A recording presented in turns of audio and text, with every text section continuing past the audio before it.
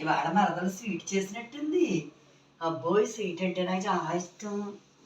అబ్బోబ్బో గోంగూర పచ్చడి కూడా చేసిందా?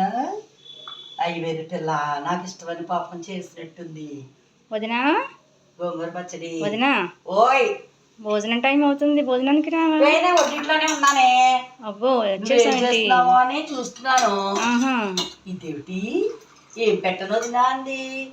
పులుసు పెట్టమన్నాను. ఇదేమిటి పులుసాచారా? వస్తే ఏంటదినా? ఇది పులుసాచారా? పులుసే. పులుసా? ఉమ్, అదేమిటి ఏమీ లేవు, గుమ్మడికాయ మొక్కలేదు, ఆనకాయ మొక్కలేదు, ఏమీ లేవు, ఇది పులుసేటే? గుమ్మడికాయ ముక్కలు, ఆనపకాయ ముక్కలు, ములక్కాడ ముక్కలు అన్నీ వేస్తే ముక్కల పులుసు. ఆ, ఇది ఏమి వేయలేదు కాబట్టి బోడి పులుసు. బోడి పులుసా? అవును, బోడి పులుసే. ఇది ఎక్కడ నేర్చుకున్నావే? అది టాప్ వంట, నీకు తెలీదా? అయ్యో నాకు తెలియదు. నా ఇన్నేళ్ల సర్వీసులో బోడి పులుసు ఎప్పుడు అత్తారింట్లో లేదు, పుట్టింట్లో లేదు, ఇదేం పులుసే? స్పెషల్ బోడి పులుసు అది. అంటే ఏమేస్తారు ఇందులో?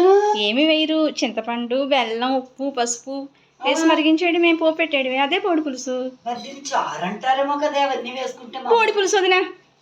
బోడి పులుసా? ఉమ్, ఇలాంటివన్నీ పెడుతున్నావేమో వాడికి, అందుకే బోడిగుండు అయిపోయింది మా తమ్ముడికి. ఊరుకో వదినా.